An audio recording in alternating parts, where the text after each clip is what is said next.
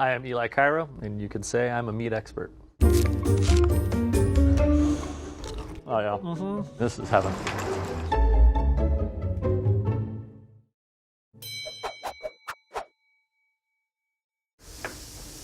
Awesome. Salami, definitely my favorite. I'm a salami producer. What do I look for when I'm looking for a quality salami? First and foremost is I go for mold. A is in a natural casing, which does add flavor, and it has a very, very beautiful mold on the outside of it. It looks like a very natural product. You can tell that it's natural also by the fact that the rounds have the casing on it, and they're very, very tender. That will add an amazing flavor. This one on the left here, you can tell that this is probably collagen casing, and then this is, yeah, definitely a fake mold. That doesn't do anything to add the flavor whatsoever. Another quality you want to look for is when you cut into it, you like to see really, really clear definition between the white fat and the red meat. The fat should look really bright and white. If you're starting to get a little bit of yellows and not as bright and crisp, it could be a sign that oxygen got inside of that and made the fat a little bit rancid.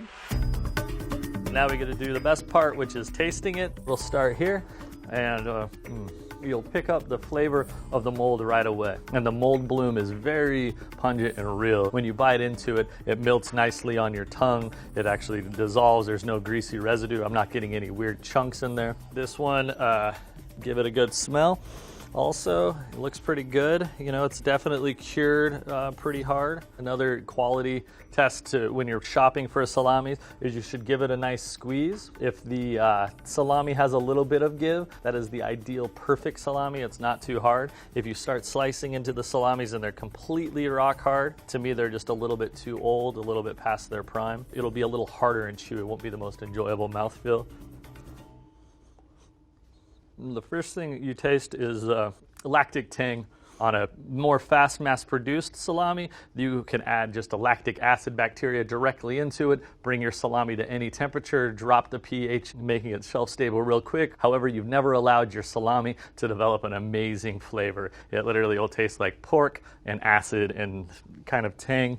Gosh darn it, that thing is sticky. I would assume that this is a more expensive salami. However, you know, the perception at market, there is only so much people will pay for a salami. So the prices on these may be very close. Let's check it out.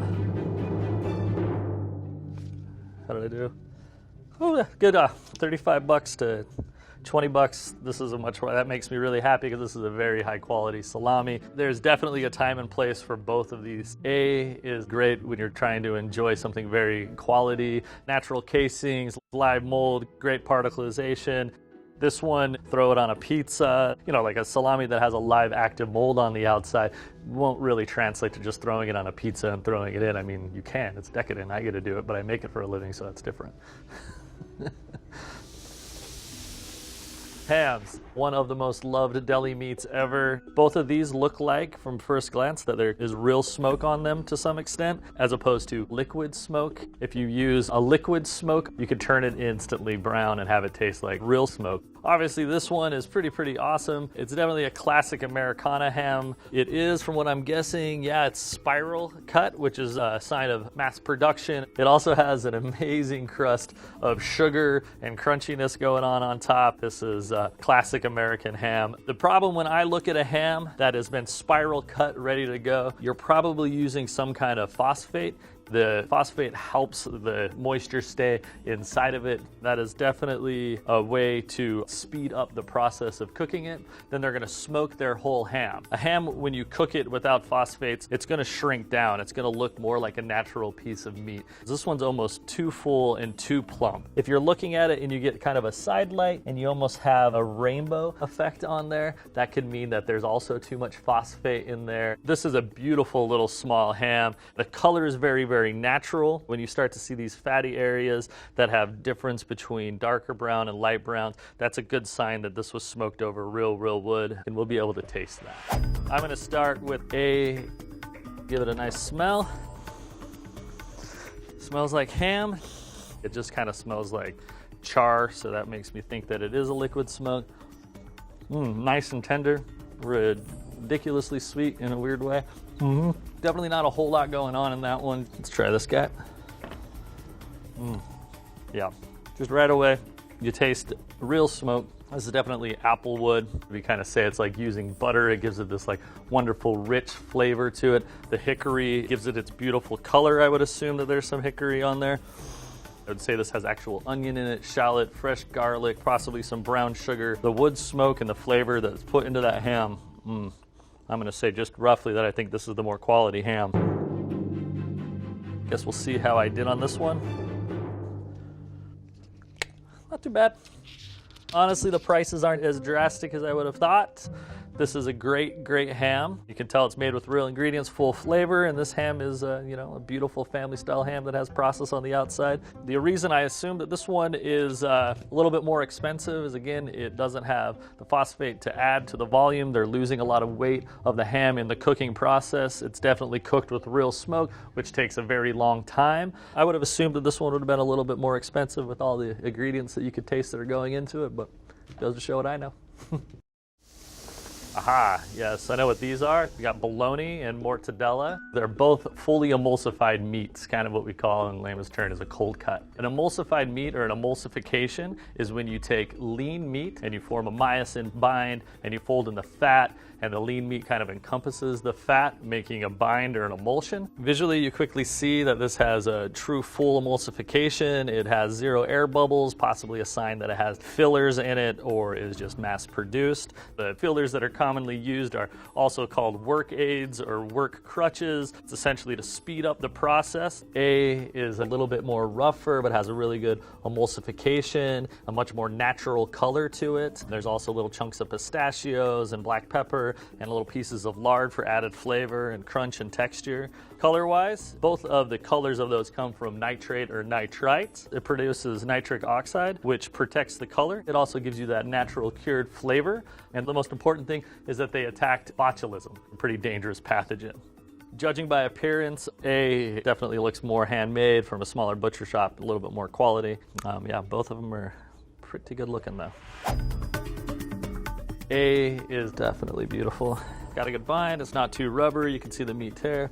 It actually smells like ingredient. You can get a little bit of cinnamon, you instantly smell real garlic. Give it a taste.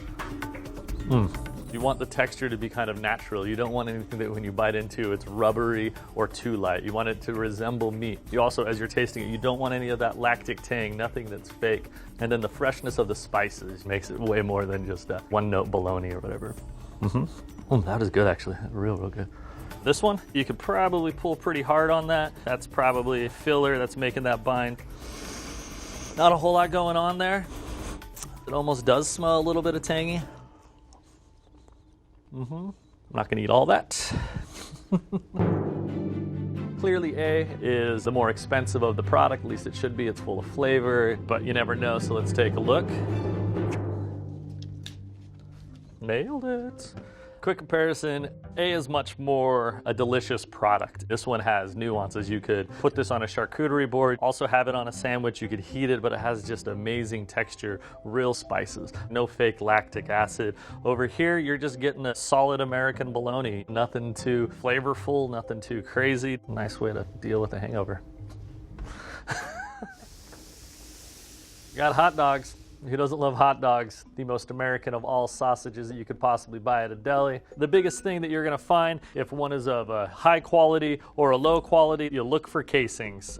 These ones, you can see have a natural curve to it. They have a little bit of knobs on the side that looks like they're actual casings between it. These ones, I'm gonna go ahead and say are casingless. They don't even have a casing on them. At some point they did, and then once you smoke them or cook them or put them in liquid smoke, at the end of it, you strip off the outside of the casing, so it's just kind of like a casingless sausage that looks smoked. Not saying it's a bad sausage, it's just not as great as this one. The reason why a true lamb casing is so delicious, they're gonna plump up and be wonderful. You're able to eat the casing. When you bite into it, it's gonna give you that like classic snap. Why I love the snap so much is that it actually gives it a texture to it. Once you taste it, that's the thing, that's the trick. Both of these have amazing color. They're almost too even on both of them. I'm not sure. We'll have to taste them to see if we can taste fake smoke used or liquid smoke used on these. I'm gonna start with the casingless one over here to see if I'm right. You know, that's actually quite delicious. Flavor-wise, it's kind of awesome. You know, this is what you expect from a beef frank. Garlic, smoked, fat. You don't want it to be too greasy when you heat it up. The grease should be nicely in there. This one over here, let's see if we got the snap. Oh yeah, that's what I'm talking about. Very similar in flavor, honestly. They're very, very close. The only thing that makes this one a better sausage, the casing's real. You get, every time you chew it, you get a little bit more snap. It makes it just a little bit more of a special sausage than, you know, just the casingless one. Both of them, not, you know, judging from both of these, that I don't think either of these are made with real smoke. I think these are both liquid smoked. Well, that one's really close, actually. The fact that they did use natural casings and it's a little bit more, I'm gonna go ahead and assume that this is the more expensive. This one should be close. Oh yeah, dude, I crushed it, never mind. It's way more expensive. A lamb casing is the most expensive ingredient on an entire frankfurter. They're very, very hard to process. They're tricky to work with, slow process, everything about it. But yeah, the casing and that snap is almost worth double the price, or is worth double the price.